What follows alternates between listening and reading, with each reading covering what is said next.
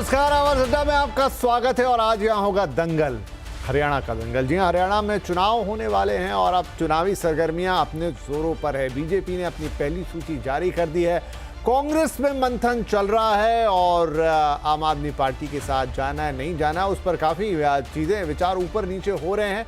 कुल मिला के बड़ा इंटरेस्टिंग मुकाबला होगा। कांग्रेस को लग रहा है कि यहाँ पर जीत मिल सकती है, चाहे अकेले चाहे सहयोगियों के साथ। बीजेपी के सामने चुनौती है कि 10 साल की एंटी इनकम्बेंसी से निपटना है।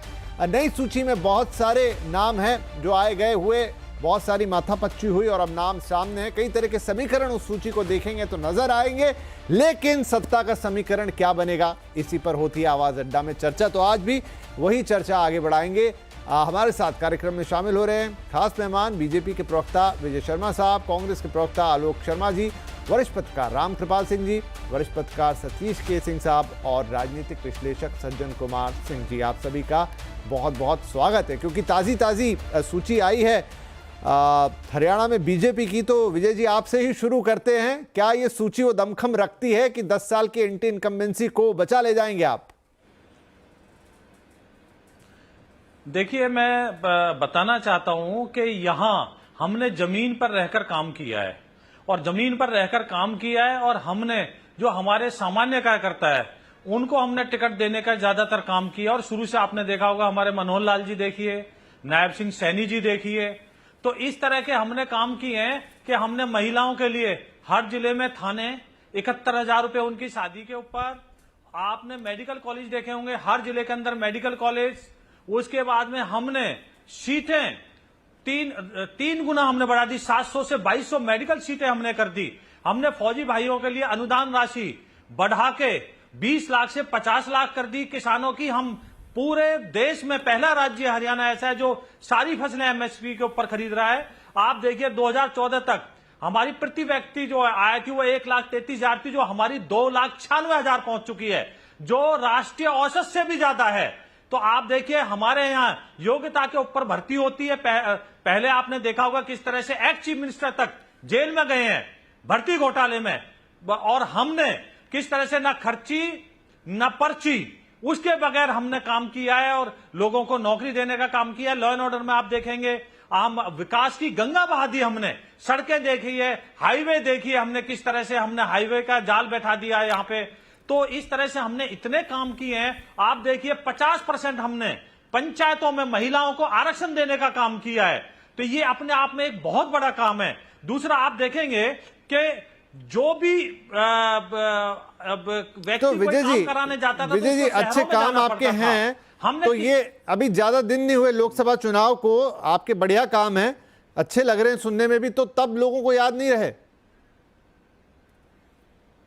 देखिए, ये तो आपको भी मानना पड़ेगा कि विधानसभा लोकसभा के जो मुद्दे हैं वो अलग होते हैं। दूसरा मैं बताऊं कि पहले भी हम कई बार बता चुके हैं कि इन्होंने एक झूठा नैरेटिव बनाने की कोशिश की थी कि संविधान बदल देंगे, बीजेपी आ गई तो संविधान बदल देगी।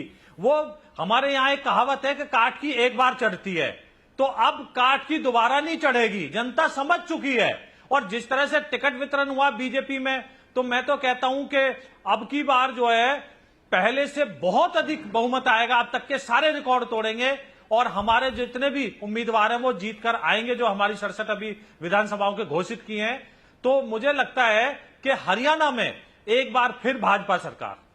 अच्छा ठीक है, चलिए, क्योंकि अब आप सूची पे बात हो रही है तो मैं सज्जन जी के पास जा रहा हूं एक बार। सज्जन जी देखिए, सूची पे थोड़ी नजर डालें तो जो दो बड़े समुदाय हैं, एक तो जाट हो गया, तो वहाँ करीब 13 नेताओं को टिकट मिला है। ओबीसी समुदाय से 17 लोगों को मौका मिला है, ब्राह्मण से 9, पंजाबी समुदाय से 8, वैश्य से 5, दलित से 13। तो एक बैलेंस बिठाने की कोशिश की है। कुछ के टिकट कटे भी हैं, मतलब मैं तो जो आज पढ़ रहा था कि नाराज होकर पार्टी वार्टी तक छोड़ दी है, वो आगे बात करेंगे। लेकिन ये जो भी इस पहली सूची में आपको बैलेंस साधते हुए दिख रहे हैं, तब जबकि एक एंटी इनकम्बेंसी होगी 10 साल की, लोकसभा का भी जो प्रदर्शन है वो समर्थन नहीं कर रहा, उत्साह नहीं भर रहा, कैसी लग रही है आपको ये सूची? ये अगर सूची को देखें तो उसकी पृष्ठभूमि में हरियाणा में दो तरह की एंटी इनकम्बेंसी है। एक, 10 साल से चूंकि बीजेपी का शासन है तो उसके अगेंस्ट में एक स्वाभाविक है कि एंटी इनकम्बेंसी होगी। बट वहां पे एक दूसरी सोशल एंटी इनकम्बेंसी होती है, वो है जाट समुदाय, जिनका की एक संख्या की दृष्टि से, आर्थिक दृष्टि से और सामाजिक दृष्टि से भी वर्चस्व रहा है। तो एंटी जाट जो एंटी, उनके अगेंस्ट में जो एंटी इनकम्बेंसी होती है, जो बिहार यूपी में आप देखें एक खास कास्ट है उनके अगेंस्ट में होती है। तो इन दो एंटी इनकम्बेंसी में देखें तो इस बार क्या है, इस सूची में बीजेपी का प्रयास निश्चित तौर पे है कि 14 और 19 दोनों बार विधानसभा चुनाव में जिस तरीके से उन्होंने नॉन जाट समुदाय को जिस तरीके से पॉलिटिकली बड़ी संख्या में कंसोलिडेट किया, उसका उनको लाभ मिला। लेकिन हो क्या रहा था कि उस समय जाट समुदाय कांग्रेस और बाकी क्षेत्रीय दलों में बटे हुए थे। इस बार बीजेपी की सूची को देखिए तो जो ओबीसी हैं और बाकी उसके अलावा जो गैर जाट है, पंजाबी हो और उसके अलावा और ब्राह्मण हो, ठाकुर हो, ताकी हो, उनको दे रहे हैं, उसकी तो बात सही है। लेकिन यहाँ पे मुझे लगता है एक रणनीति जो संतुलन बिठाने में थोड़ा ज्यादा रिप्रेजेंटेशन दिया गया है, वो है जाट समुदाय को ये मानना कि उन्हें अगर आप टिकट देंगे तो आपको वोट मिलेगा। इस बार हरियाणा में क्या है कि एक जाट कंसोलिडेशन जो है वो कांग्रेस के पक्ष में हो रहा है। बीजेपी निश्चित तौर पे चाहेगी कि वो भी जाट समुदाय को दे और उन्हें कुछ वोट मिल जाए, लेकिन इसकी संभावना खासकर ग्रामीण हरियाणा में बहुत कम दिख रही है। तो वो जो बीजेपी के जाट कैंडिडेट है, उनके सफलता की संभावना थोड़ी मुश्किल होगी। तो एक कमजोर पक्ष बीजेपी का ये है। बाकी उन्होंने किया है। दूसरा, इस सूची में एक और चीज देखिए कि जहां इस बार कांग्रेस के पक्ष में सामाजिक तौर पे दो कम्युनिटी बहुत मजबूती से कंसोलिडेटेड है, एक जाट जो कि 25% के आसपास है और उसके अलावा मुस्लिम।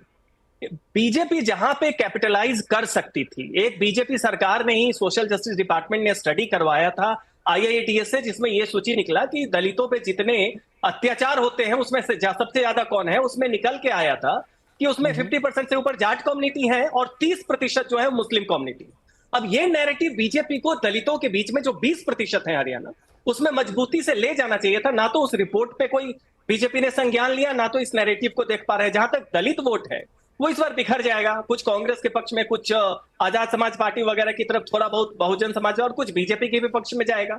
तो ऐसी स्थिति में देखिए बीजेपी की चुनौती यह है कि जो जाट कंसोलिडेशन है, साथ में मुस्लिम कंसोलिडेशन है, उसके अगेंस्ट में जो पहले इनको 14 और 19 में जो नॉन जाट कंसोलिडेशन दिखा, वो थोड़ा कमजोर है क्योंकि 10 साल का पॉलिटिकल एंटी इनकम्बेंसी।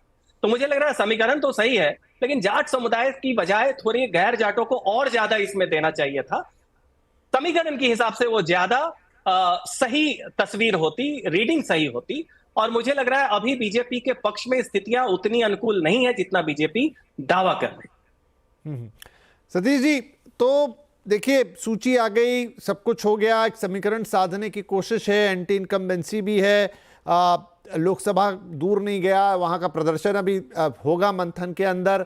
दिख भी रहा है ऑन पेपर कांग्रेस की और अन्य पार्टियों की टक्कर कड़ी मिलेगी यहाँ पर। क्या लगता है आपको, बीजेपी किला